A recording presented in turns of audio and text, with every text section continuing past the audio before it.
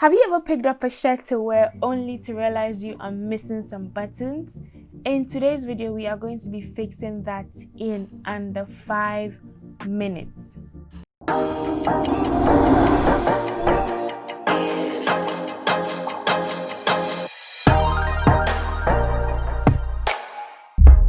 Hello beautiful human, welcome to 5 Minutes Wednesdays, where we provide quick but efficient solutions to everyday problems. With these videos, you are 5 minutes away from having a better day. Welcome, my name is Inchiwa.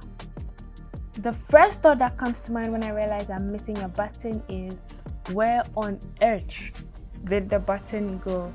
If you cannot find your button, you can check inside your shirt. Some manufacturers are nice enough to leave extra buttons for when these things happen, because these guys know these buttons will not stay on forever.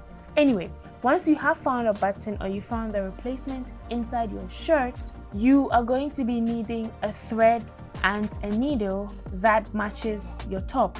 Then you need a pair of scissors and a safety pin. You could use any other pin as well.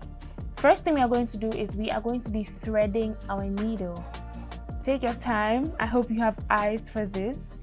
Get a good length and then snip off the extra thread.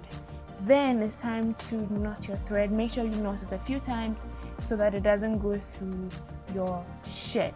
Once that is done, we locate exactly where the button was originally. And we do that by finding little holes in that area of the shirt. Once we do that, you place the button nicely on it and you make sure that it is in line with the other buttons. Next, we get into sewing the button on. To do this, you take your needle and take it through the back of the shirt, out through one of the holes of the button.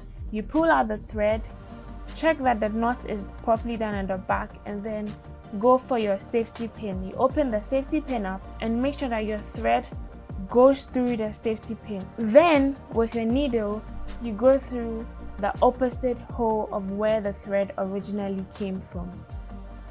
Then through the back into another hole that has not received any thread yet.